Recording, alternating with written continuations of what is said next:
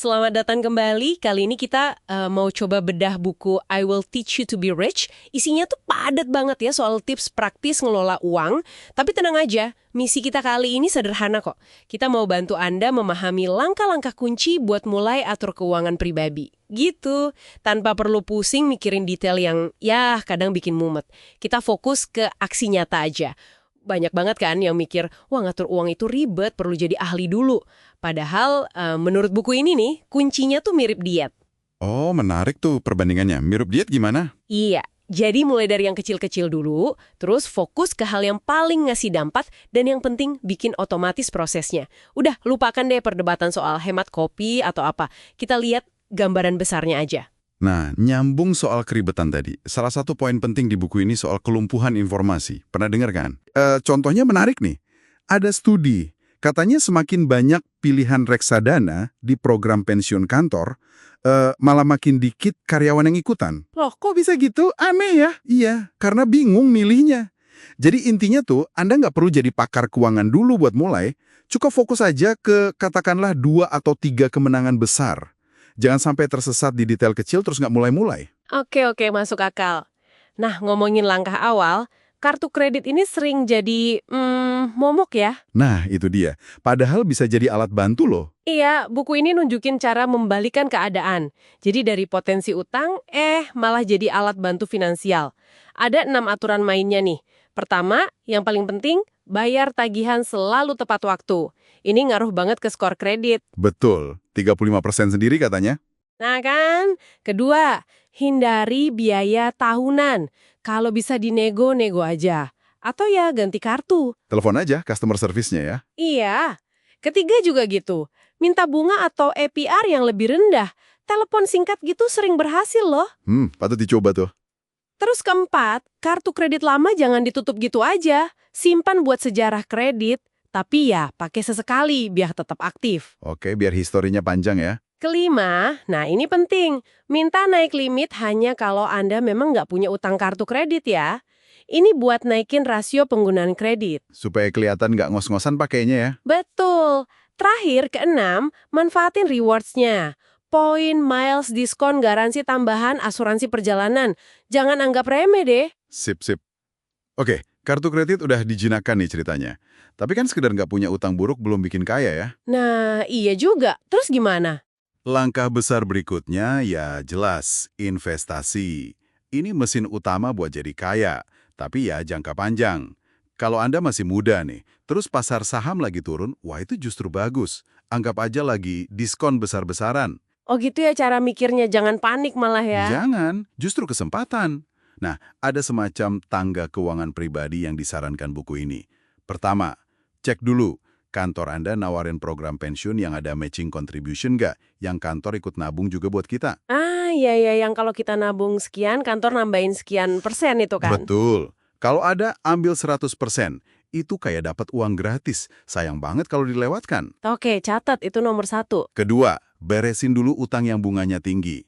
Kartu kredit biasanya juaranya nih. Iya sih, bunganya lumayan mencekik ya. Nah, kalau itu udah beres, baru deh ketiga. Mulai danai akun pensiun yang pajaknya untung. Di Indonesia mungkin mirip DPLK atau kita bisa optimalin JHT BPJS Ketenagakerjaan. Buat pemula banget, ada yang namanya Life Cycle Fund. Itu reksadana yang isinya otomatis disesuaikan sama usia kita. Gampang banget. Katanya sih, ini udah jadi solusi 85% lah. Wah, menarik tuh. Jadi nggak perlu pusing mikirin alokasi aset ya. Kurang lebih begitu, otomatis. Oke, nah kalau mesin otomatis buat nabung dan investasi ini udah jalan, terus gimana soal pengeluaran sehari-hari? Masih perlu budgeting ketat nggak sih? Nah, ini bagian yang menurut saya cukup radikal dari buku ini. Lupakan anggaran ketat yang bikin stres. Hah? Serius? Terus gimana dong? Coba pakai konsep conscious spending, pengeluaran sadar, gitu ya kalau di Indonesiain. Pengeluaran sadar. Gimana tuh maksudnya? Intinya gini, Anda boleh banget belanja jor-joran untuk hal-hal yang beneran Anda cintai, yang bikin Anda happy banget. Wih, mantap dong. Tapi, di saat yang sama Anda harus tega motong habis-habisan, tanpa ampun, pengeluaran buat hal-hal yang nggak penting buat Anda. Oh, jadi bukan soal hemat atau boros secara umum ya, tapi soal milih. Tepat. Kuncinya bukan nahan diri di semua lini, tapi memilih dengan sadar mana yang mau dimewahkan, mana yang mau dipangkas. Contohnya ada nggak? Biar lebih kebayang. Ada. Dan ini lumayan bikin kaget. Penulisnya cerita, ada temennya yang habis sekitar $21.000 setahun cuma buat nongkrong sama teman-temannya. Dan dia santai aja, nggak merasa bersalah. Wow, $21.000 setahun buat nongkrong, itu kan gede banget ya. Gede. Atau ada lagi temennya yang lain, koleksi sepatu mahal, habis $5.000 setahun. Terus kok bisa mereka gitu, nggak bangkrut apa? Nah, kuncinya balik lagi ke yang tadi. Sistem otomatisasi tabungan dan investasinya udah jalan duluan. Udah aman. Mereka udah tahu persis apa yang bikin mereka bahagia, yaitu tadi, nongkrong atau sepatu. Terus mereka dengan sadar motong biaya di area lain. Misalnya, tinggal di apartemen yang lebih kecil, atau nggak sering liburan yang mewah-mewah banget. Jadi fokus pengeluarannya jelas. Oh gitu, jadi pengeluaran mewah di satu area itu diimbangi dengan penghematan di area lain yang emang nggak dianggap penting sama dia ya? Persis, prioritas yang disadari penuh. Dan ini nyambung banget ke prinsip penting lainnya. Fokus pada kemenangan besar atau big wins. Maksudnya gimana tuh kemenangan besar? Daripada Anda stres mikirin nggak beli kopi pagi yang harganya katakanlah 20.000 perak, mending fokus ke pos pengeluaran terbesar Anda. Coba deh cek, uang Anda paling banyak habis buat apa? Makan di luar, belanja baju atau gadget, langganan streaming atau aplikasi yang jarang dipakai? Iya juga ya.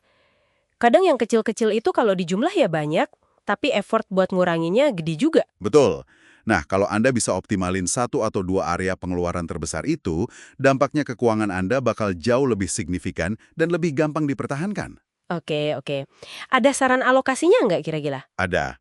Panduan kasarnya, kira-kira gini, 50-60% dari pemasukan itu buat biaya tetap, kayak cicilan, sewa, tagihan rutin, gitulah. Oke, biaya hidup pokok ya. Iya.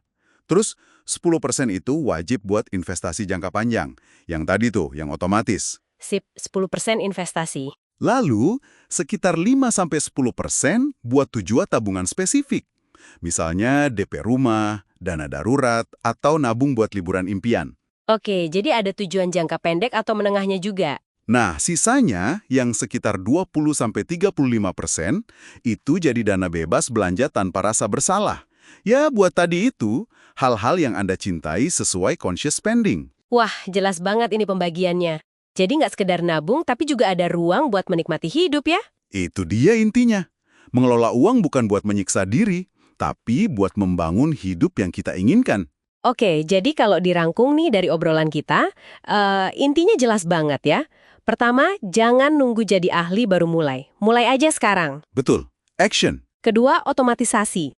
Tagihan, tabungan, investasi, bikin otomatis sebisa mungkin biar nggak lupa atau malas. Setuju. Sistem yang jalan sendiri. Tiga, kartu kredit itu bisa jadi teman asal dipakai dengan cerdas. Jangan takut nego biaya atau bunga, manfaatin keuntungannya. Iya, maksimalkan fiturnya. Dan terakhir, yang paling menarik mungkin, soal conscious spending tadi. Tentukan apa yang beneran penting buat Anda, belanjakan uang ke sana tanpa ragu, tapi ya itu tadi, pangkas juga pengeluaran buat hal-hal yang nggak penting. Tepat sekali. Kerangka kerjanya udah ada nih sekarang. Sistem keuangannya udah bisa dibikin otomatis. Pertanyaan berikutnya bukan lagi gimana caranya, tapi mungkin lebih ke seberapa banyak yang mau Anda masukkan ke sistem otomatis itu buat ngejar tujuan Anda lebih cepat. Iya juga ya, skalabilitasnya. Dan mungkin pertanyaan yang lebih dalam lagi buat direnungkan masing-masing. Apa sih arti hidup kaya yang sesungguhnya buat Anda pribadi, di luar sekedar angka di rekening bank? Wah, itu pertanyaan bagus buat penutup. Coba pikirkan deh.